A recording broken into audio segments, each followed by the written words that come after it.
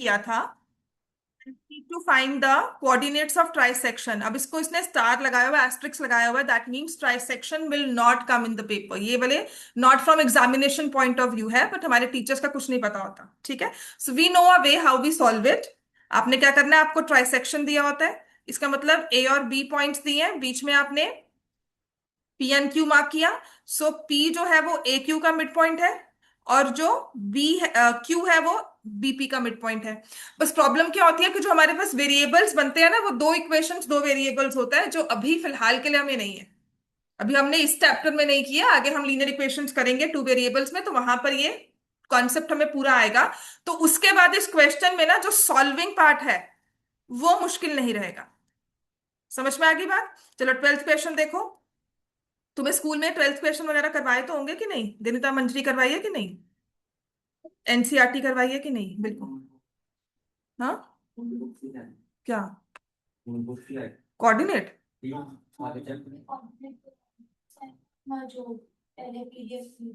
वो पुरानी बुक बेटा, पीडीएफ इसी का है। पुरानी बुक कौन सी वाली? हाँ, पुरानी पता कौन सी है? वो आपको जिससे करवाया था दैट वाज नॉट एनसीईआरटी। वो क्या थी? वो एक्स्ट्रा बुक नहीं होती जैसे आर डी शर्मा होती है। तो किसी ऑथर ने अपनी पहले ही बुक एनसीईआरटी आने से पहले ही उसने रिलीज कर दी थी। So as per CBSE curriculum उनके पास एक्स्ट्रा थोड़ी सी नॉलेज होगी, या कुछ भी रिसर्च उन्होंने की होगी, या कुछ भी बात की होगी। तो वो पहले ही प्रिंट में आ गई थी, and that was very close to CBSE. उसने कहा था, क्लेम हुआ था कि वो मेरे पास भी है, जो मैंने आपको भेजी है ग्रुप में, वो सेम है। वो किसी प्राइवेट ऑथर की पब्लिकेशन है अपनी। ठीक है, तो क्या कोऑर्डिनेट डिस्टेंस फॉर्मूला नहीं करवाया क्लास में? पूछो तो सही, क्योंकि डिस्टेंस फॉर्मूला तो इसमें मस्त है। ऐसे 9th में छोड़कर 10th में क्या कर लेंगे फिर? नंबर सिस्टम पुरानी से आएगा, मैंने सारा तुम्हें करवा दिया नंबर सिस्टम। नंबर सिस्टम नहीं है इस बार। तीन कौन से वाले बेटा? कोऑर्डिनेट वही कहा ना, नंबर सिस्टम पुरानी वाली बुक से आएगा। पुरानी वाली एनसीईआरटी मैंने सारी करवा दिया तुम्हें। सारा कुछ है, सिर्फ एक्सपोनेंट्स नहीं करवाया उसका, क्योंकि ये तुम्हारी नई वाली में नहीं था। ठीक है, दूसरी चीज है, कोऑर्डिनेट का जो बेसिक है वो मैं तुम्हें सारा करवा चुकी हूँ, जो हमारे जो पीडीएफ हाल की सेशन की नहीं है।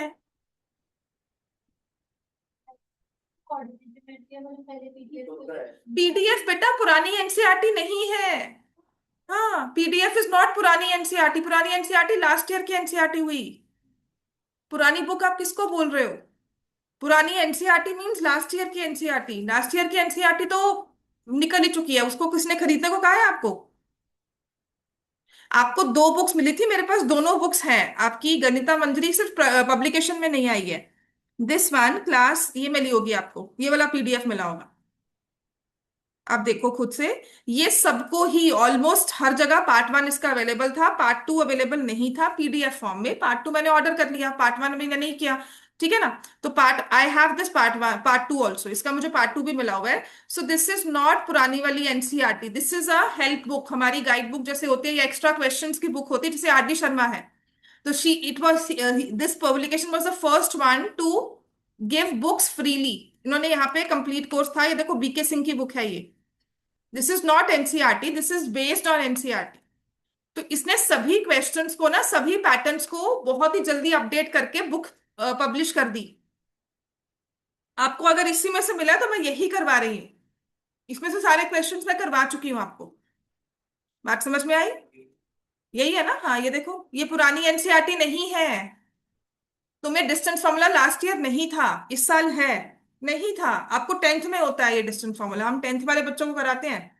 मिड पॉइंट फॉर्मूला भी 10th में करवाते हैं, लास्ट ईयर तो था ही नहीं कुछ। लास्ट ईयर आपको सिर्फ कोऑर्डिनेट ज्योमेट्री में brief history of coordinate geometry, floor plan है, कार्टेशियन है, प्लॉटिंग अ पॉइंट, बस ये दो चीजें नहीं थी। इंट्रोडक्शन टू पॉलिनोमियल में एल्जेब्रिक हो गया, डेफिनेशन ये नहीं था, ये नहीं था, ये नहीं था, ग्राफ था, इक्वेशन नहीं थी, स्लोप नहीं था, और ये भी नहीं था।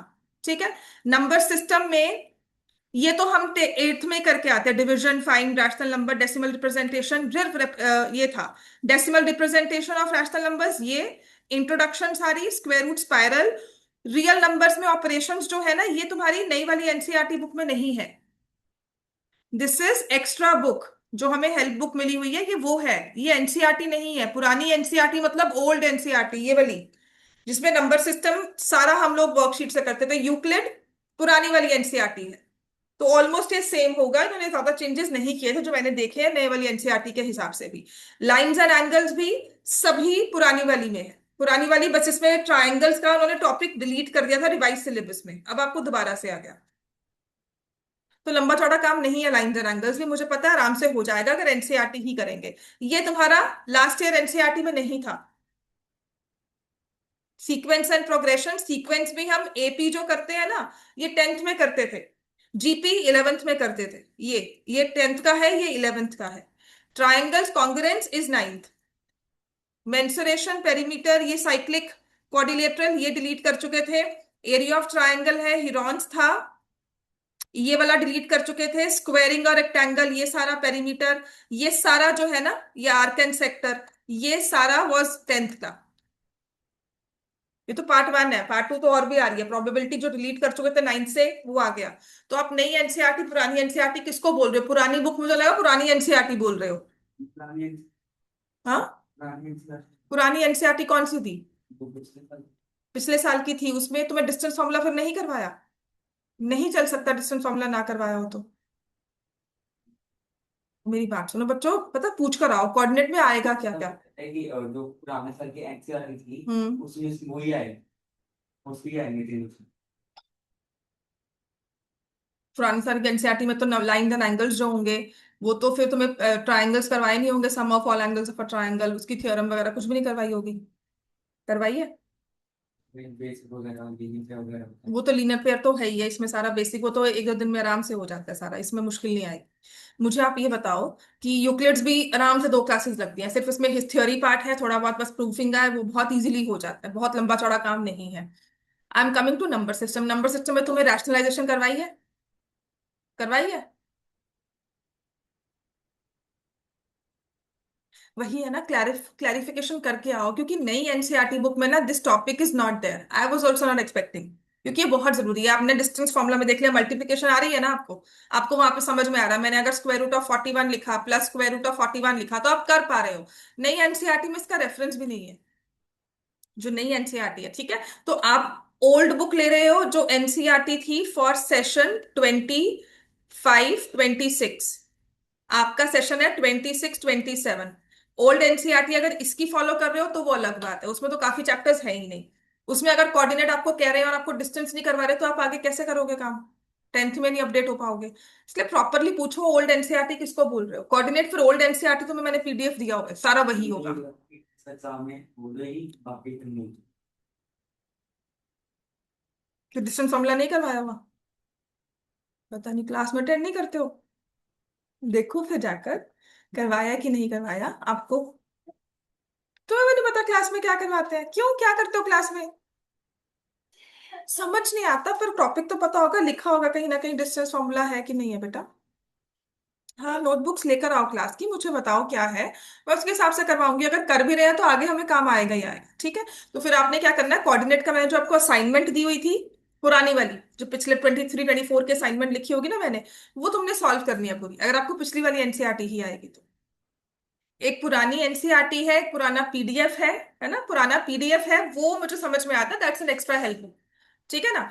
तो वो उसमें से पढ़ा रहे हैं तो अच्छी बात है। जो गणिता मंजरी है इसमें डिस्टेंस फॉर्मूला है, हमें हमें करना ही पड़ेगा ये, ठीक है ना, हम इसको रोक ही नहीं सकते हैं। चलो क्वेश्चन नंबर 12 करो, देखते हैं, मुझे कल तक आप ला कर दो क्योंकि इसमें सारी वो प्लेसमेंट्स भी हैं। बस ये खत्म है इस चैप्टर आज। आज ये खत्म है, थोड़ा बहुत इसमें प्रैक्टिस करवा दूंगी आपको, पुरानी वाली कोऑर्डिनेट ज्योमेट्रिक वाली असाइनमेंट पूरी करवा दूंगी, वो उसमें जो एरिया ऑफ ट्राइंगल वगैरह निकालने वाले क्वेश्चंस हैं, जो इज बेस्ड ऑन सिर्फ observation and answers, plotting of points, ठीक है ना, वो करवा दूंगी। तो आज ना होमवर्क लिख लो आपने क्या करना है। अगर तो आपको डिस्टेंस फॉर्मूला और मिड पॉइंट फॉर्मूला पेपर में आ रहा है बेटो, देखो बच्चों बड़े आराम से बात सुन लो, पढ़ना शुरू कर दो, 3-4 दिन है, थोड़ा सा सिस्टमेटिकली पढ़ लोगे नंबर अच्छे आ जाएंगे पेपर में, है ना। और पहला पेपर 9th का होने वाला है ये, पूरी नाइन्थ को ना अच्छा रख सकता है ये, कि अच्छे नंबर आ जाए ना, 30+ आ जाएगा, 40 मार्क का पेपर है, 30+ मार्क्स आ जाएंगे, तो you will feel an motivation कि चलो नंबर आ गए हमारे। ऑब्वियसली आई विल से 35+ आने चाहिए। पर जितना हैफेजर्डली हमने पढ़ाई की है, 30+ पे अगर आप लेके आते हो ना, कैलकुलेशन मिस्टेक्स नहीं करते हो, तो आई विल फील कि ठीक है, आपको आगे भी मोटिवेशन मिलती रहेगी, पूरी साल नाइन्थ में नंबर आ जाते हैं। ठीक है। तो डिस्टेंस फॉर्मूला अगर तो है तुम्हें, तो मैंने आपको एक न्यू रिवीजन शीट भेजी थी ऑन चैप्टर, संडे को ये शेयर की थी, तो ये आपने पूरी सॉल्व करके ला। ठीक है। और अगर सिर्फ कोऑर्डिनेट आना है based on the last one, last year वाला कोऑर्डिनेट आना है, तो मैंने आपको एक असाइनमेंट भेजी हुई है कोऑर्डिनेट की, पहले 23-24 होगा या 22-23 का होगा, ईयर लिखा होगा उसमें। वो असाइनमेंट अपडेटेड है, बस उसका टाइटल जो है वही रखा हुआ है मैंने। ठीक है। That is 23-24 coordinate geometry assignment, आपको ये जरूर करनी है, ये इंपॉर्टेंट है, ये दोनों ने करनी है। जिनको डिस्टेंस फॉर्मूला नहीं आ रहा है तो उनके लिए तो बहुत इंपॉर्टेंट हो जाती है असाइनमेंट। समझ में आ गई बात, ये करना है। जिनको नहीं ना। जिनको नहीं आना उनके लिए तो बहुत इंपॉर्टेंट है, तुम्हें भी है, पर तुम्हारे लिए डिस्टेंस फॉर्मूला भी साथ में उतना इंपॉर्टेंट है। ठीक है। फिर आते हैं नंबर सिस्टम पर। अब आप मुझे नंबर सिस्टम पे बताओ, आपको रैशनलाइजेशन करवाई है, अच्छी बात है, वो आनी भी चाहिए क्योंकि कैलकुलेशंस है। तो पेपर में क्वेश्चंस आएंगे उसके करवाए हैं, x+1/x वाले क्वेश्चंस या x+y वाले क्वेश्चन कुछ करवाया है? वो कह रही नहीं करवाया, तुम कह रहे हो करवाया है, ठीक है ना। तो पहले एक कंसेंसस पे आओ। हाँ, मैंने तो करवाया बेटा, तुमने मेरे वाला और क्लास वाला कंफ्यूज ना कर लिया, क्योंकि जो एनसीईआरटी नई एनसीईआरटी है उसमें कहीं मेंशन नहीं किया होगा हाँ, रैशनलाइजेशन। हाँ, इसलिए मैंने वो एक्स्ट्रा करवाया था, that's why I stop there. तुमने कहा था एक्सपोनेंट्स आएगा, मैंने एक्सपोनेंट्स भी स्टॉप कर दिया था, क्योंकि वो इसमें है ही नहीं नई वाली में, तो इंस्टेड ऑफ वेस्टिंग टाइम वहां पर कि मैं टाइम लगवा रही हूँ पर आपके पेपर के लिए रेलिवेंट नहीं है, आपके एग्जाम्स के लिए रेलिवेंट नहीं है, इसलिए मैंने छोड़ दिया था कि नहीं अभी और नहीं इस पर प्रैक्टिस करनी। तो जो आपने नंबर सिस्टम करना है ना, अपनी ये जो गणिता है ना मंजरी, ये सब ये एनसीईआरटी ये वाली नई वाली एनसीईआरटी जो पीडीएफ मैंने ग्रुप में भी भेजा हुआ है, ये सॉल्व करना शुरू कर दो फॉर रैशनल नंबर्स। बहुत जरूरी है, इसकी एक्सरसाइजेस सारी सॉल्व करो, इसमें एक्स्ट्रा क्वेश्चंस आपके पास वो पीडीएफ होगा, ये वाली बुक का, ये वाली बुक का पीडीएफ होगा, इसमें भी इसमें से सारा नंबर सिस्टम कर लो, बहुत इजीली हो जाएगा। बात समझ में आ गई? अब 2-3-4 घंटे या अगर 1-1 घंटा मैथ्स को रोज लगाओगे, आपका काम आराम से पूरा हो जाएगा सारा। आप दोनों का स्पेशली नंबर सिस्टम, यहाँ से जो भी डाउट्स है मुझसे पूछ लो, मेरे पास और भी एक्स्ट्रा बुक्स है, मैं आपको वहां से भी दे दूंगी। आई हैव क्लास 8 की बुक्स ऑल्सो, 8th में से रैशनल नंबर सारा मैं आपको करवा दूंगी, प्लस माइनस कैलकुलेशन जो करनी है वो मैं सारा आपको कवर करवा दूँ। बात समझ में आई? पहले सीरियसली सच में टेप सोचो, मैम डिस्टेंस फॉर्मूला आएगा, मतलब स्पेसिफिक टॉपिक्स आप पूछोगे ना, कहोगे कोऑर्डिनेट कहाँ से आएगा, पुरानी बुक से, पुरानी बुक में डिस्टेंस फॉर्मूला आएगा, मिड पॉइंट फॉर्मूला आएगा, जो नई वाली एनसीईआरटी है उसके क्वेश्चंस आएंगे, लेकर जाओ। तभी मैं कहती हूँ पीडीएफ करवाओ सर, इस तरह के क्वेश्चन आएंगे। आप देखो ना, स्पेसिफिक टारगेट पे पूछोगे टीचर आंसर देगा, आप कहोगे कहाँ से आएगा, पुरानी वाली एनसीईआरटी, पुरानी वाली कौन सी? टारगेटेड क्वेश्चन पूछो ना, आपके पेपर का सवाल है, थोड़ी उड़ते हुए कुछ भी कर लेंगे पेपर में। नाइन्थ है, सच में नहीं होता नाइन्थ। एट्थ वाला वो हिसाब अलग था कि ठीक है कुछ भी कराए हम लोग, प्लस माइनस नंबर आ जाते थे। नाइन्थ में आके पता नहीं क्या होता है, एकदम से तो शिफ्ट आता ही है, वो स्टडीज में शिफ्ट आता है, या आपका सेक्शन चेंज होता है, या आपकी टीचर्स से फेमिलियरिटी अलग हो जाती है, that you actually get goofed up in the paper. Class में वही सब करवा के भेजूंगी, पेपर में लगेगा किया ही नहीं हुआ, कुछ नई चीज बता दी उन्होंने।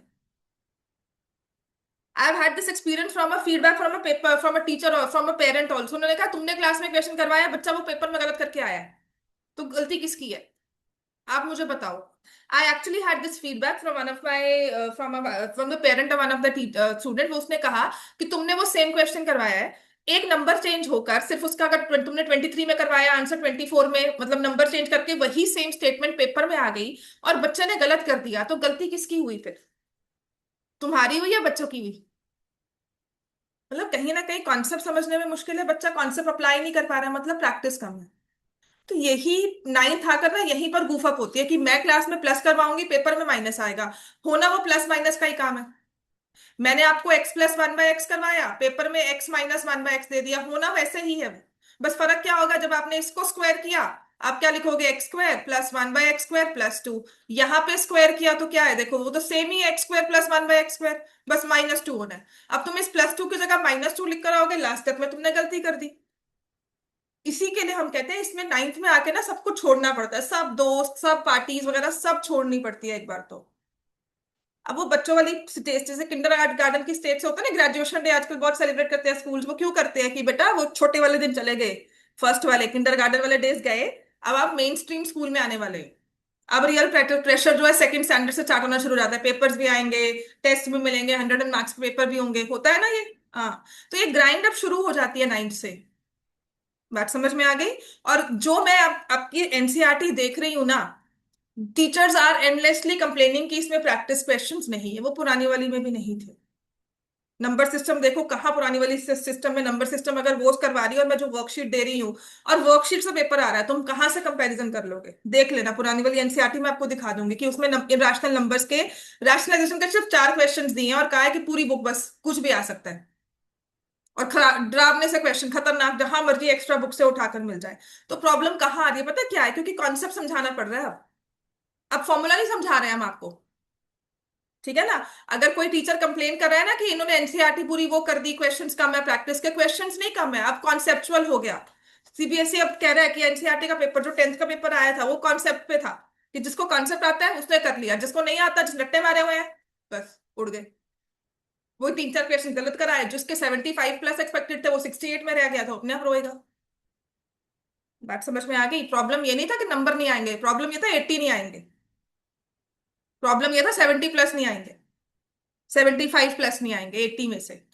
समझ में आ गई बात ये? तो आपकी जो नई एनसीईआरटी है ना, वो टारगेट कर रही है कॉन्सेप्ट पे, कि कॉन्सेप्ट समझोगे, ट्राइसेक्शन समझ में आया आपको। उसने मुझसे रीजन आउट किया कि मैम मिड पॉइंट से हम क्यों नहीं कर सकते 4 पॉइंट्स वाला, आपने किया ना, तो मैंने आपको नहीं कहा नहीं नहीं नहीं कर सकते, ये फॉर्मूला है। पहले क्या होता था, हम कहते थे फॉर्मूला है कर लो, मोस्टली टीचर्स। हम कॉन्सेप्ट को टारगेट नहीं करते, देखो तुम्हारा ये प्लेसमेंट कैसे है, पॉइंट यहाँ पर है, ये थर्ड वाला पार्ट हुआ, ये 1/3 हुआ, ये 1/3 हुआ, और मिड पॉइंट कहाँ हो गया? फिर मैं नंबर्स के साथ समझाया कि ये 1 1 1, तो जो मिड पॉइंट है टोटल का 1.5 हो गया, तो वो मिड पॉइंट नहीं बना। तो दिस इज एक्चुअली कॉन्सेप्ट, कि हम उस चीज को समझ रहे हैं, रट्टा नहीं मार रहे हैं। बात समझ में आ गई? तो पहले अपना टारगेट क्लियर करो कि एनसीईआरटी पुरानी बुक और नई बुक क्या है। ठीक है? एक एक तो ये क्लियर करो, पुरानी बुक से आएगा, पुरानी एनसीईआरटी मतलब लास्ट ईयर वाली एनसीईआरटी जो आपने खरीदी ही नहीं है। खरीदी है? नहीं, है ना? एक पुराना पीडीएफ है, ये जब बुक नहीं आई थी ना, जब ये सारी सिलेबस चेंज की बात हो रही थी, इन्होंने पहले ही प्रिंट करके सर्कुलेट कर दी थी पार्ट 1 बाया link.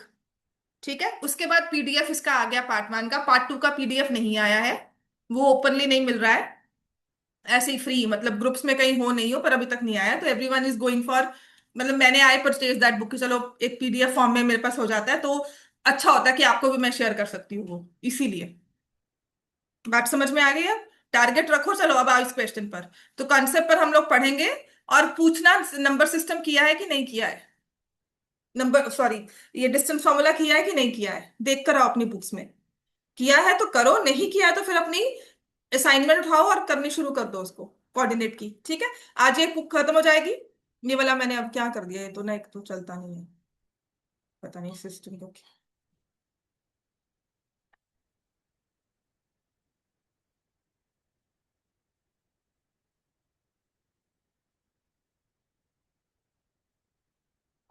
Given the points A 1, -8 लिखो। मैं इसको ना दोबारा से ओपन करके आई क्लोज इट, बिकॉज ये ना पता नहीं क्या हो गया।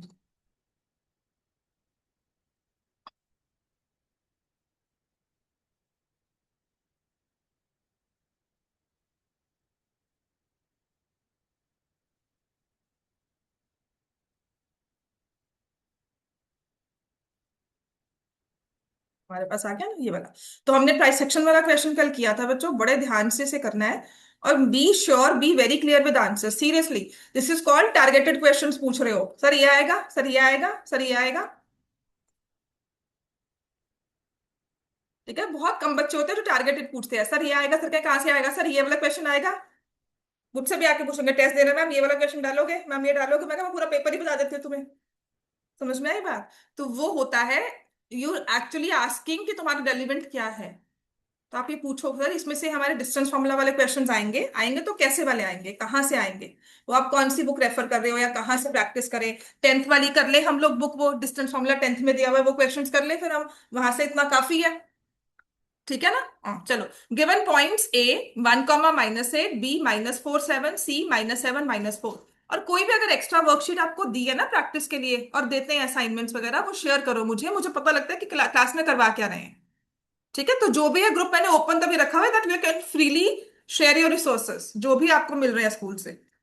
ठीक है ना? मुझे ये होता है कि तुम्हारे पेपर में टीचर्स रेफर कहाँ से कर रहे हैं और वो क्या क्या डाल सकते हैं। Given the points A 1, -8, B -4, 7, C -7, -4, show that they lie on a circle K whose center is the origin। तो इतनी लंबी चौड़ी बात ही है, मुझे कुछ एक चीज समझ में आई, वो है सर्कल। समझ में आ गया? जब आपको क्वेश्चन पूरा पढ़ रहे हो, एक तो पूरा कभी लाइन पढ़नी नहीं होती, हमेशा read by points, by 3 3 words करके पढ़ो, फिर समझो कि गिवन द पॉइंट्स, अच्छा ये 3 पॉइंट्स दिए हैं, अब शो करना है, शो दैट मतलब शो दैट दे लाई। अच्छा वो लाई करते हैं किस पे? सर्कल के। ठीक है ना? तो मुझे तो सिर्फ एक सर्कल समझ में आया, और जब मैं आपको पूछती हूँ कि सर्कल क्या होता है, तो आप मुझे ऐसे वो गोल सा बनाकर दिखाते, मैम ये सर्कल है। यही कहा था ना, जो मैंने पूछा था व्हाट इज अ सर्कल, आपने कहा ऐसे गोल वाला जो होता है, यही था रिस्पॉन्स, तो हमने सर्कल बनाया, इस सर्कल को नाम दे दिया के। अब ये सर्कल है, तो आपका इमीडिएट ध्यान कहाँ जाएगा कि सर्कल का सेंटर कहाँ है, तो उसने नेक्स्ट लाइन में क्लियर कर दिया, सेंटर इज ओरिजिन 0 0। सर्कल का centre is origin which is 0 0। और फिर अब ना ये पॉइंट समझ में आएंगे, ये ए बी सी कहां पर है, गिवन द पॉइंट्स। डायमीटर भी हो सकता है, या फिर ये पॉइंट्स ऑन द सर्कल है। डायमीटर के लिए ना इनको स्ट्रेट लाइन होना पड़ेगा, हमें नहीं मेंशन किया हुआ, वो हम निकाल लेंगे कि अच्छा डायमीटर बन सकती है कि नहीं। तो एक पॉइंट ए यहां पर है 1, -8, है ना?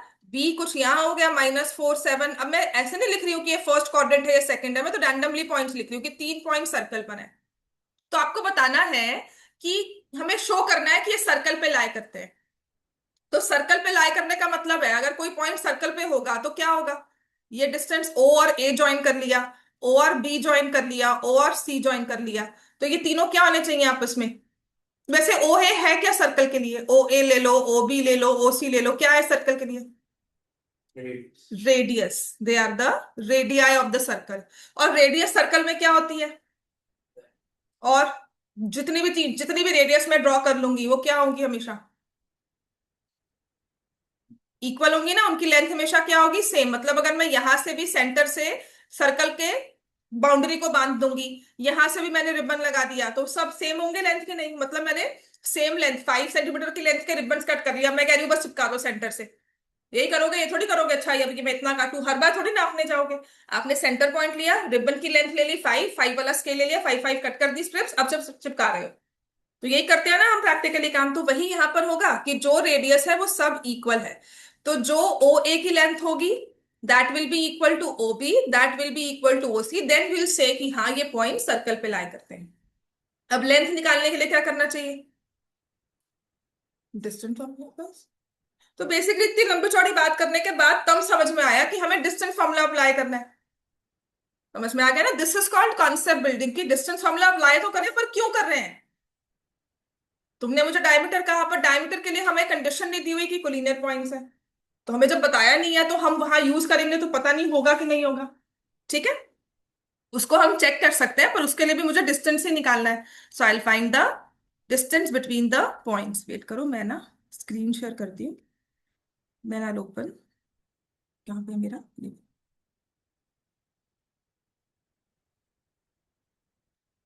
ठीक है। चलो, ये पॉइंट्स आपके पास आएंगे तो वर्किंग मैं भी साथ साथ करूंगी और ये दिखेगा भी सबको। कनव आपको ऑनलाइन दिख रहा है ना बेटा? ये जो मैं A 1, -8 लिख रही हूँ, बी -4, 7 लिख रही हूँ, और C -7, -4, is it visible? Board visible है ना ये? If the yes ma'am. Points A B C lie on circle, then ठीक है। ए बी सी लिखा है बेटा, A B C lie on the circle, then O A equals to O B equals to O C, because O centre था, तो ओ हमें दिया हुआ है 0 0 पॉइंट। तो we'll find length O A, we'll find length O B, and we will find length O C. तो distance formula तो अभी तो 10th वाले बच्चों ने नहीं किया, जो 10th में भी पढ़ रहे हैं। मेरे पास आ रहे हैं, उन्होंने अभी तक नहीं किया, उनका जून और जुलाई में होगा, और तुम पहले ही लिख रहे हो। मैंने गलत कर दिया ये। हाँ, मैंने गलत कर दिया बात करते करते ना। आई रियलाइज इट नाउ, मैंने इसको गलत सॉल्व कर दिया। मेरे को जीरो के साथ निकालना है ना, मैं और ए और बी का डिस्टेंस निकालने लग गई। ठीक है, लाए आंसर। तो ओ ए का मतलब है 1 स्क्वायर प्लस 8 स्क्वायर का अंडर रूट। ओ बी का मतलब है 4 स्क्वायर प्लस 7 स्क्वायर का अंडर रूट। और यहां से भी ये देखो, -7 - 4 है, तो ये भी 4 स्क्वायर प्लस 7 स्क्वायर का अंडर रूट आ गया, क्योंकि जीरो के साथ ही निकाल रहे हो।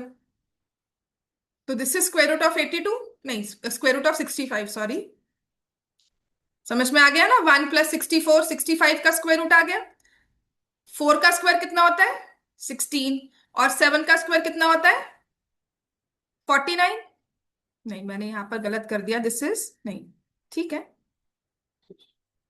4 स्क्वायर 7 स्क्वायर, 1 स्क्वायर 8 स्क्वायर, ये भी कितना हुआ? 65। हाँ, अब यहां से भी 4 square 7 square 16 plus 49, that will be square root of 65। तो तीनों डिस्टेंसेस सेम है, तो इसलिए ये सर्कल पर पॉइंट्स लाई करते हैं। हाँ, देख बेटा, ओ तुम्हारे पास था 0, 0, ए था 1, -8। घर से अगर थोड़ा सा करो, देख डिस्टेंस क्या करोगे, 0 - 1 का होल स्क्वायर प्लस 0 + 8 का होल स्क्वायर, है ना।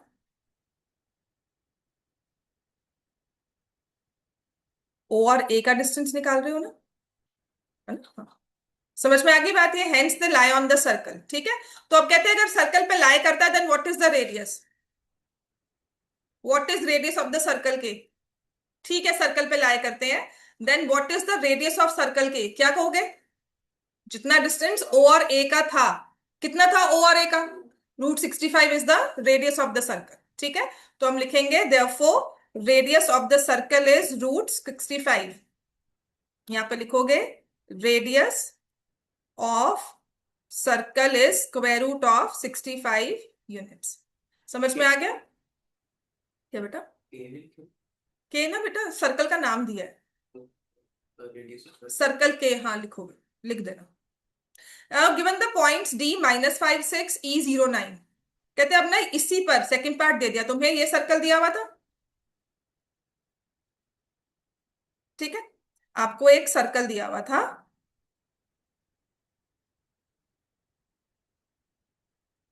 इसका सेंटर ओ था, और एक पॉइंट ए और बी और सी, हमने तीन रैंडमली पॉइंट्स मार्क कर लिए थे। एक था 1, -8, -4, 7, और -7, -4। इसके अलावा वो क्या दे रहा है, अब कह रहा है कि ऐसे ही हमारे पास दो पॉइंट्स और है, कौन से? D -5 6 and E 09।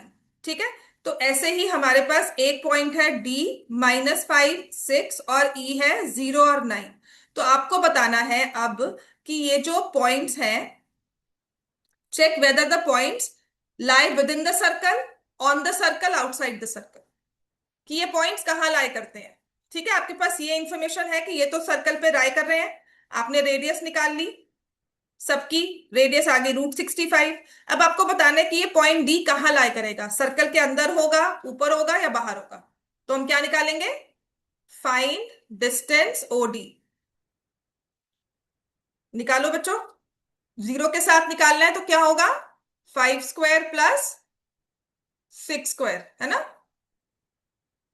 25 + 36 कितना हो जाता है ये, 61 यूनिट्स। समझ में आ गया, डिस्टेंस ओडी इज 61 यूनिट्स। जो डिस्टेंस ओ और डी है वो 61 है।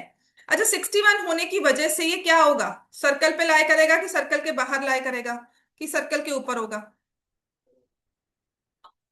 टोटल डिस्टेंस ये कितना था ओ और ए का, √65 है ना। तुम्हें √61 चाहिए, तो तुम यहाँ चल रहे हो चल रहे हो चल रहे हो, तो ए से पहले रुकोगे, ए के बाद, या ए के ऊपर? ए से पहले रुके, तो मतलब तुम सर्कल तक तो नहीं पहुंच पाए ना।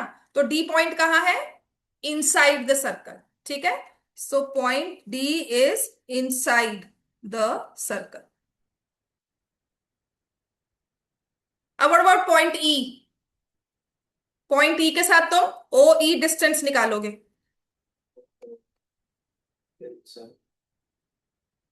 9 यूनिट्स आ गया ना, अब तुम्हें समझ में आता है। बस तुम्हारे रैशनल नंबर्स ने इरेशनल से तुम्हें ये करना सिखा दिया जल्दी। अब तुम कॉन्सेंट्रेट स्क्वायर रूट ऑफ 81 पे नहीं कर रहे हो। तुम्हें दिख रहा है 9 यूनिट्स, तुम्हें समझ में आ रहा है वो 9 आ गया। ठीक है। अब आप मुझे बताओ, जो ये रेडियस थी ये √65 थी। अगर मुझे 9 और √65 को कंपेयर करना है तो कौन सा नंबर बड़ा होगा, कौन सा छोटा होगा? 9 बड़ा होगा। क्यों? 9 को अगर स्क्वायर रूट में लिखना है तो क्या लिख सकते हैं? और 65 और 81 में कौन बड़ा है? 81। तो ये नंबर बड़ा है। मतलब तुम ओ से जा रहे हो, तुम एक पॉइंट पर पहुंच गए √65, तुम्हें तो उससे आगे जाना है। तो इसका मतलब जो पॉइंट ये वो कहाँ लाई करता है? Outside the circle. तो मैंने आपको ये करवाया भी था। ठीक है। So point E lies outside the circle. कि if distance between two points is equal to radius, then points lie on the circle. If distance between two points कम है देन रेडियस, तब क्या बोलोगे? Distance between two points radius से कम है। जैसे यहां पर मैंने सेंटर लिया, एक लिया ओ ए, तो अब distance between O A equal to radius कर दिया। तो है ना। अगर डिस्टेंस पॉइंट का कम है, ये पॉइंट बी है, तो इस केस में एग्जांपल ले लो ओ बी। यहाँ पे distance O B is less than radius, therefore points lie inside the circle. ठीक होगी बात ये? तो यहाँ ब्रैकेट्स में आप ओ बी लिख सकते हो, और ऐसे ही मैं आपको ओ सी पॉइंट बना दूं। तो डिस्टेंस बिटवीन टू पॉइंट्स, जैसे कि मैंने लिया O C, this is more than radius, तो therefore points lie outside the circle. बात समझ में आ गई? ये हम कॉन्सेप्ट पे बात कर रहे हैं। बस अब इतना होता है कि ऐसे 2-3 क्वेश्चंस पढ़ाकर हम लोग आपको करवा दें। समझ में आ गया? 2-3 क्वेश्चंस इसके मैं करवा दूं, और मैंने आपको असाइनमेंट में दिया हुआ है वो। समझ में आ गई बच्चों बात? अब ऐसे नेक्स्ट आ जाओ। नेक्स्ट में अब देखो क्या लिखा हुआ है।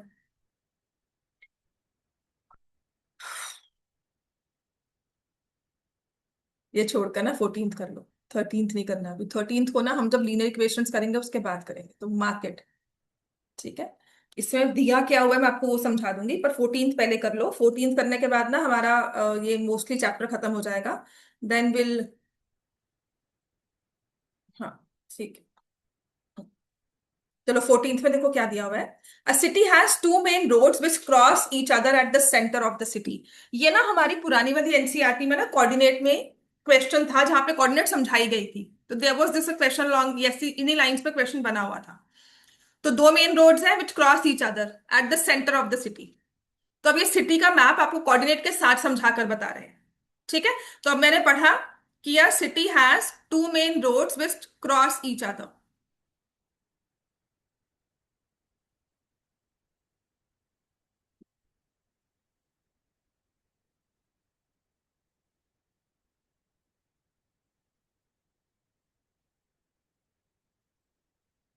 Eight the centre of the city. कैसे लिखोगे इसको?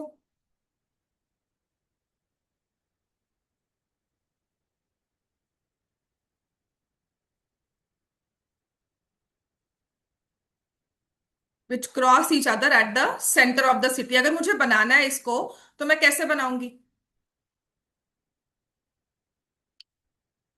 If I want to draw it, तो will I draw it something like this, कि ये सिटी अगर हमने पूरी ऐसे बनाई है, तो उसकी दो रोड्स हैं जो उसको सेंटर ऑफ द सिटी में कट कर रही है। समझ में आ गया? तो सेंटर ऑफ द सिटी में उस रोड्स को, वो रोड्स कट करके जा रही है। उसके बारे में उसने आगे बताया भी हुआ है। These two roads are along the north south direction and east west direction. समझ में आ गया ना? तो हमने वही बनाया है, नॉर्थ साउथ, ये नॉर्थ हो गया, ये साउथ, ये ईस्ट और ये वेस्ट। समझ में आ गया ना? तो ये डायरेक्शन ऐसे बना दी। उसके बाद उसने क्या लिखा है उसमें? ठीक है, उसने लिखा है all the other streets of the city run parallel to these roads and 200 meters apart. अब जो भी स्ट्रीट है ना, इसमें उस पूरी सिटी में ये दो रोड्स को पैरेलल चल रही है, तो एक्स एक्सिस को पैरेलल चलेगी और 200 मीटर्स अपार्ट है, तो यहां पर आप क्या लिखोगे, 1। और जो ये डिस्टेंस है 0 to 1 का, 1 यूनिट इक्वल्स टू 200 मीटर्स। जैसे हम लिखते हैं 200, 400, 600, बस कोऑर्डिनेट में हम क्या करेंगे कि हम लोग स्टार्टिंग पॉइंट 0 पर है, 0 से we reach till first unit, ये हमारी फर्स्ट स्ट्रीट हो गई।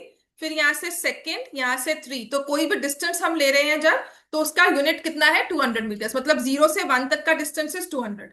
ऐसे ही हमने वाई एक्सिस पे लिया 1 2 3, और यहां से लिया -1 -2 -3, और ये भी आया -1 -2 -3, just to show this is on the left hand side, this is on the right hand side. ठीक है ना।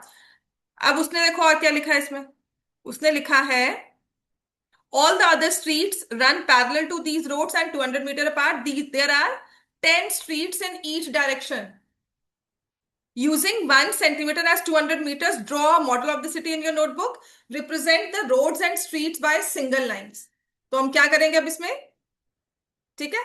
तो यहां से हम लोग 10 स्ट्रीट, सो 1 2 3 4 5 6 7 8 9 10, 1 2 3 4 ऐसे 10, ऊपर से 10 नीचे 10, हम लोग इस तरह से ग्रिड बनाएंगे। बनाओ, ये देखो ऐसे ये ग्रिड बनेगी। ठीक है, मैं 3 3 करके दिखा रही हूं, वरना आपको 10 by 10 का एक बॉक्स बनाना है।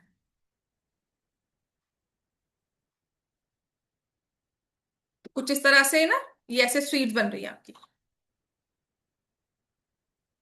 बात समझ में आ गई है।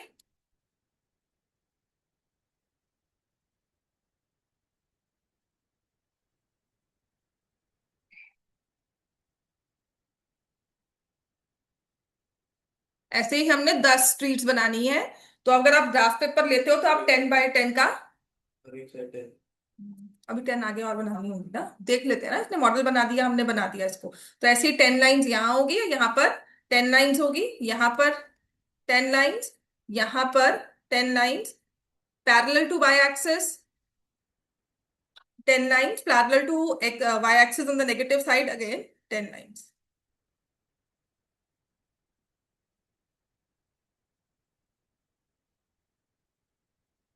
तो ये हमारा x एक्सिस है और ये हमारा y एक्सिस, दो मेन रोड्स जो है ना, ऐसा ही हो गया।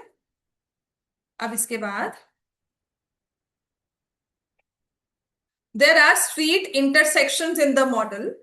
Each street intersection is formed by two streets, one running in north south direction and east west direction. तो कहते हैं कि यहां पर ना हर इंटरसेक्शन जो है ना, स्ट्रीट के जो इंटरसेक्शन है उसको रिप्रेजेंट किया जा रहा है। जैसे कि ये इंटरसेक्शन है, तो ये इंटरसेक्शन दो वे से रिप्रेजेंट कर रहे हैं, एक तो ये नॉर्थ साउथ वे से और ईस्ट वेस्ट वे से, कि एक तो इस तरह जाते हुए, एक इस तरह जाते हुए। समझ में आ गया। तो अब इस चीज को उन्होंने कहा है, हम किस तरह से लिखेंगे, one running in north south, other in east west. Each street intersection is referred in the following manner: if the second street running in north south direction and fifth street in east west direction meet at some crossing, then we call this street intersection 2 5.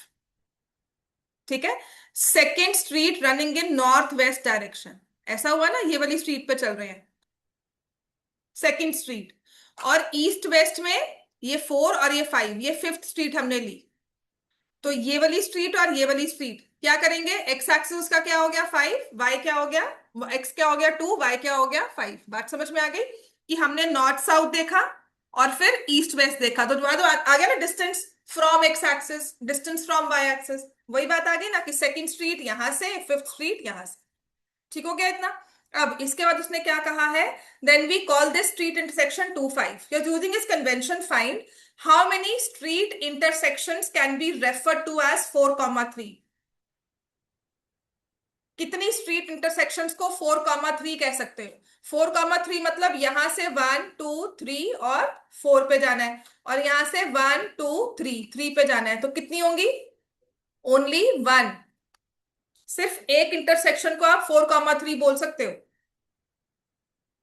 यहां से fourth street पर गए और यहां से third street पे गए, तो यही इंटरसेक्शन बना। which makes you visualize that 4-3 is a single point on the plane. ऐसा कोई और पॉइंट नहीं है।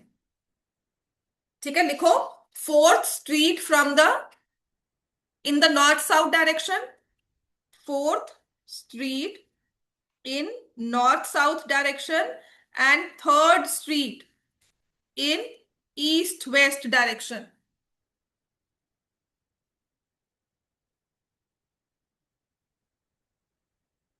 So the intersection will be a unique point. Intersection will be a unique point. बात समझ में आ गई कि ये देखो 4-3 तो सिर्फ एक ही पॉइंट होगा ना। अगर मैं आपको एक ग्रिड दे दूं, आपको कहूं 4th and 3 मार्क करो, तो आप सभी एक पॉइंट मार्क करोगे? मान ले किसी एक बच्चे ने मार्क करके तुम्हें दे दिया और वो सही मार्क किया है, तो मैं कह रही हूँ 4-3 मार्क करो, तो आपका पॉइंट कहाँ होगा? उसी पॉइंट के ऊपर या कहीं और लगाओगे? तो मैं तीसरे बच्चे को दूंगी, वो कहेगा मैम ठीक तो किया हुआ है, यही आएगा। चौथे को दूंगी, वो भी कहेगा ठीक है, उसी पॉइंट को। तो इसका मतलब एक यूनिक ही बन रहा है ना, क्योंकि सभी वही मार्क कर रहे हैं। बात समझ में आ गई? तो ऐसे अब उसने कहा है, then how many street intersections can be referred to as 3-4?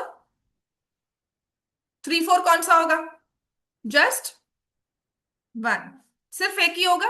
जैसे 4-3 एक है, वैसे ही 3-4-1 होगा। चलो नेक्स्ट लिखो। A computer graphics program displays images on a rectangular screen whose coordinate system has origin at the bottom left corner. Rectangular screen पर ऐसे graphics लगाए हैं और उसका कोऑर्डिनेट सिस्टम ने ओरिजिन में ना बॉटम लेफ्ट कॉर्नर पे लिखा हुआ है, यहाँ पर, यहाँ पे ओरिजिन है उसका। ठीक है। The screen is 800 pixels wide and 600 pixels high. तो कुछ इस तरह से हो जाएगी। ये बॉटम लेफ्ट कॉर्नर है, तो 800 पिक्सल्स वाइड है, तो ये लेंथ 800 भी हो गई, और हाई है तो ये हो गया 600 पिक्सल्स हाई। ऐसे हो गया। A circular icon of radius 80 pixels is drawn with its center at the point 100, 150.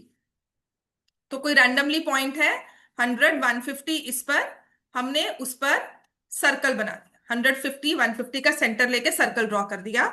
Another circular icon of radius 100 pixels, पहले रेडियस 80 थी, अब 100 है, is drawn with centre at point 250, 230।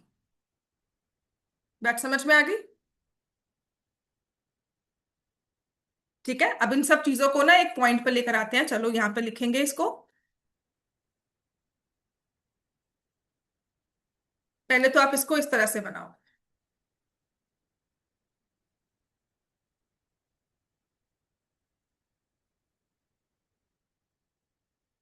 ये हमारा हाई और ये वाइड हो गया। ठीक है ना, रेक्टेंगुलर स्क्रीन रखा हमने, तो इसमें हमें लेंथ दी हुई है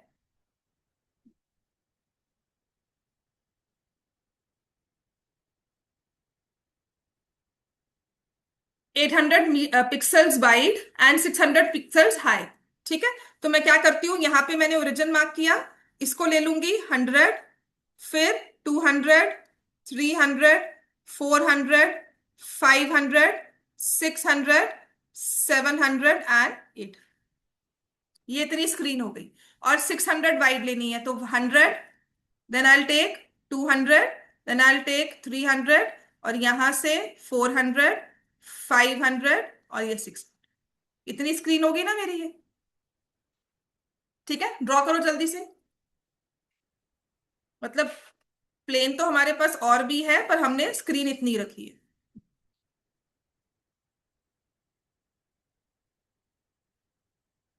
समझ में आ गया ना? यहां तक बस इतनी स्क्रीन है मेरे पास। अब इस पर लिखा क्या हुआ है कि एक 80 पिक्सल्स का सर्कल ड्रॉ कर रहे हैं 100, 150 और 250, 230 पर। चलो एक सर्कल हमने ड्रॉ किया है 100, 150, है ना, और दूसरा ड्रॉ किया है 250, 230। ठीक है, इसकी रेडियस 80 है और इसकी रेडियस 100। 100, 150 पॉइंट कहाँ होगा, लोकेट करो। 100 यहां से, 150 यहां पर हो गया। समझ में आ गया ना, x100/150 आ गया ना पॉइंट। अब 80 ले रहे हो डिस्टेंस, तो यहां से 80 डिस्टेंस 20 पर कुछ आ जाएगा। 80 का डिस्टेंस, रेडियस जो है वो 80 होनी चाहिए। यहां पर खड़े हो, दिस इज पॉइंट 100 और 150, रेडियस 80 चाहिए, तो यहां से 80 पर आओगे। 80 नीचे आने के लिए जगह है तुम्हारे पास, यहां से नीचे 80 तक आओगे, यहां से नीचे 80 तक आओगे, ऊपर 80 तक जाओगे और नीचे 80 तक जाओगे, तभी सर्कल बन पाएगा ऐसे। समझ में आ गया ना? तो हमने ऐसे ही दूसरा सर्कल कहाँ ड्रॉ करना है, 250 230 पर। तो मैं यहाँ पे अप्रोक्सीमेटली एक सर्कल ड्रॉ कर दूं, कुछ इस तरह से बनेगा, ठीक है, कुछ इस तरह से बनकर आएगा। ऐसे 250 का है, ये हो गया। 230 कुछ यहां पर हो जाएगा, 250 इन बिटवीन, 230 थोड़ा सा बिटवीन से नीचे। तो ये मेरे पास आ गया 250, 230, और रेडियस 100 है। तो 100 नीचे जा सकते हैं, बिकॉज 230 पर है तो 100 नीचे जाएंगे, 100 जाएंगे नीचे, ऐसे जाएंगे, एक सर्कल यहां बन जाएगा, ठीक है। Now the question says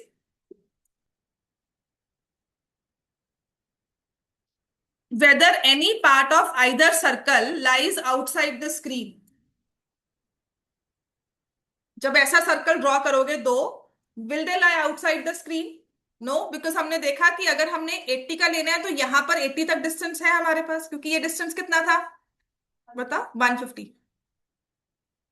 vertical distance 150, horizontal distance 100, तो 80 की रेडियस बिल्कुल एडजस्ट हो गई। समझ में आ गई बात ये?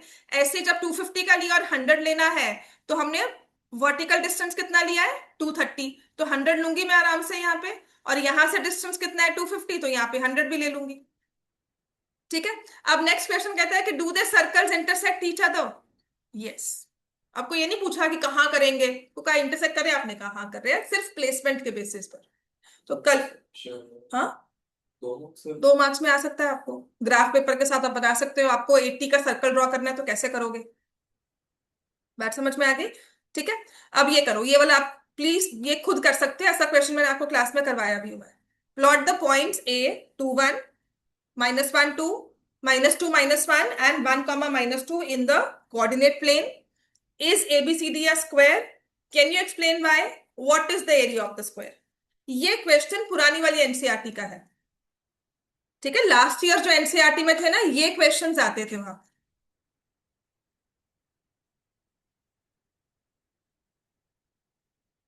पॉइंट्स लिखो सब, ए 2 1, बी -1 2, सी -2 -1, डी 1 2। कल का दिन कोऑर्डिनेट आपकी assignment plus distance formula, mid point formula, जितना भी है वो सब रिवीजन हो जाएगी, बिकॉज ऑलमोस्ट ये चैप्टर अब खत्म हो चुका है, ठीक है। तो जिनको नहीं आना उनके लिए परसों से टेस्टिंग है एक तरह से, तो मैं क्लास में आपको क्वेश्चन दूंगी जो आपने मुझे सॉल्व करके चेक करवाने हैं। बाकियों को मैं लाइंस एंड एंगल स्टार्ट करवा दूंगी, तुम पेपर में कुछ तो करके आओगे ना फिर। समझ में आ गया ना? और प्लीज घर से ना प्रैक्टिस करना शुरू कर दो। मैं सिलेबस पूरा करवाने के लिए प्रैक्टिस या टेस्टिंग थोड़ी कम की है, वरना मैं टेस्ट तो रेगुलर ले रही थी आपकी। समझ में आ गई बात? ठीक है, घर से पढ़कर आना है। कनफ तुम्हें भी, ऑनलाइन जो बच्चा बैठा है, कनफ, ठीक है बेटा, घर से पढ़ना शुरू करो, थोड़ी रिविजन शुरू करो, पेपर में हमें अब डिसेंट नंबर लेकर आने हैं, इसके लिए पढ़ना शुरू करें, अब तो जग जाए हम। हम्म।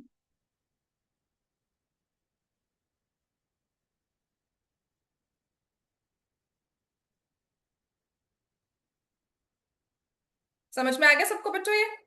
ठीक है, it's very important that we now go back and study, and अपने कॉन्सेप्ट्स को रिवाइज करें। जितना क्लास में काम करवाया उतने ही क्वेश्चंस को बार बार कर लो। असाइनमेंट्स है, असाइनमेंट्स को बार बार स्टडी कर लो, get the print out assignments, मेरी वाली तो उसके प्रिंट आउट्स करके रख लो अपने पास, ठीक है। अगर मुझे इसको ड्रॉ करना होगा ना, तो आई विल, यहां पर बस एक फीचर है that we can change the, मैं ग्राफ पेपर ले सकती हूँ।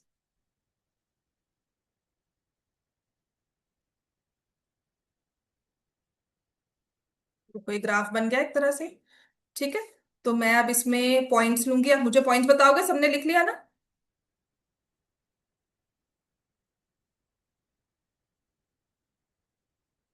ये एक्स एक्स वाई एक्सिस बनाई है सबने, ये एक्स बनाई है, ऐसे ही बनाई है ना, ठीक है।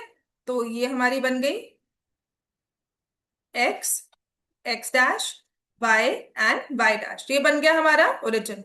अब आपने यहाँ पे पॉइंट 1 2 3 4, -1 -2 -3 -4, देन 1 2 3 4, -1 -2 -3 -4, ऐसे मार्क कर लिया। अब मुझे बताओ पॉइंट ए क्या था, 2 1। तो मैं यहाँ पर 1 2 3 4 बेटा लिखना बहुत जरूरी होता है, मैंने सिर्फ स्किप किया बिकॉज यहाँ पे थोड़ा मेसी हो जाता है। 2 1, तो ये बनाएंगे, ऐसा करते हैं इसको ना हम लोग, स्केल को थोड़ा बड़ा कर लेते हैं। तो this is 1, this is 2, this is 1 -2, ठीक है।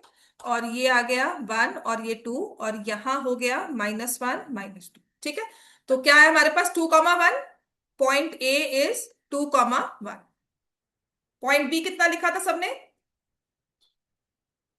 कितना है बी पॉइंट, -1 2, तो -1 2 यहां पर आ गया।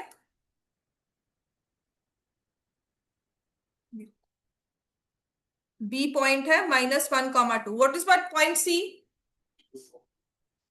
-2 -1, तो ये वाला हो गया ना, ये ये -1 है, -2 -1, ये वाला पॉइंट हो गया। सो -2 -1, ये पॉइंट आ गया ना। अब उसके बाद कौन सा पॉइंट था अपने पास, 1 -2, तो ये वाला पॉइंट हो गया। अब कहते हैं इन सबको ज्वाइन कर दो, एक्सप्लेन करना है, इज इट अ स्क्वायर और नॉट। क्या लग रहा है, स्क्वायर है। क्या यूज करेंगे टू फाइंड द,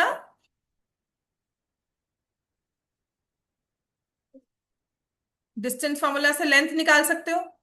इसे देखने में तो स्क्वायर लग रहा है ना, ग्राफ पे।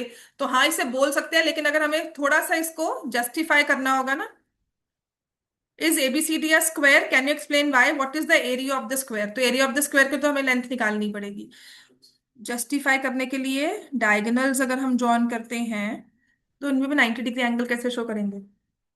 डायगोनल्स की लेंथ इक्वल है तो वो भी होगा, सारी साइड्स निकालनी पड़ेगी, डायगोनल्स निकालने पड़ेंगे। हाँ सारी साइड्स इक्वल होती है, डायगोनल्स भी इक्वल होते हैं, ठीक हो गया। या फिर हम यूज करेंगे मिड पॉइंट फॉर्मूला, पर साइड्स तो निकालनी ही पड़ेगी, चलो छोड़ो इसको। अब सारी साइड्स निकालो इसमें, साइड्स ए बी लेंथ निकालो, बीसी निकालो, सी डी निकालो, ठीक है। तो ए बी कितना होगा, ए पॉइंट है 2 1, और ये है -1, तो 2 - -1 + 1 - 2। अब समझ में आएगा डिस्टेंस फॉर्मूला, ठीक है। बीसी कैसे होगा देखो, -1 + 2, -1 + 2 का होल स्क्वायर, 2 - 1।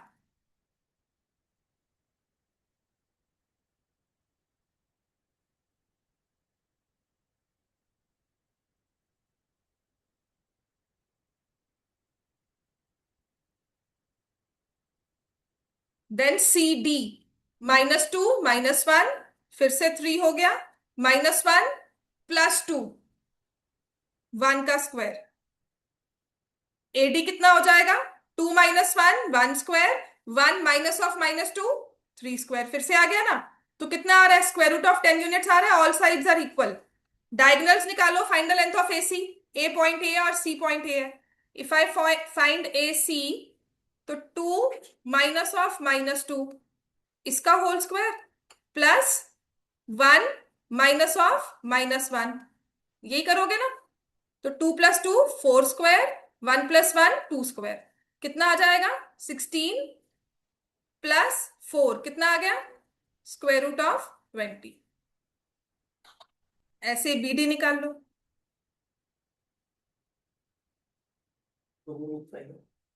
2√5 बात है क्या बेटा, है ना। तो -1 फिर से 2 का स्क्वायर हो गया, 2, यहां से 2 और +2, ठीक है ना। तो फिर से क्या हो गया, 4 स्क्वायर, तो बात तो वही आ रही है, √20। So all sides equal, diagonals equal, all sides are equal. हाँ सबकी सब जगह √10 है बेटा, साइड्स और डायगोनल्स अलग है, ये डायगोनल है, ये डायगोनल है बेटा, ठीक है।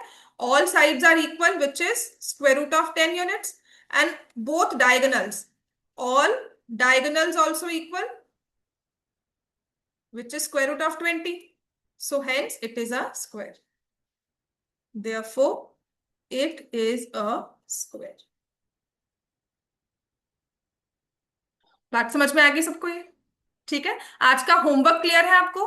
कोऑर्डिनेट ही अच्छे से पढ़कर आनी है, ताकि हम ये कोऑर्डिनेट खत्म करके नंबर सिस्टम की जो रिवीजन करनी है वो साथ साथ थोड़ी बहुत एक दो क्लासेस उस पर लगा सकें, और मैं आपको लाइंस एंड एंगल शुरू करवा दूं। आप लोगों को तो कोऑर्डिनेट नंबर सिस्टम भी रिवाइज करवा दूं।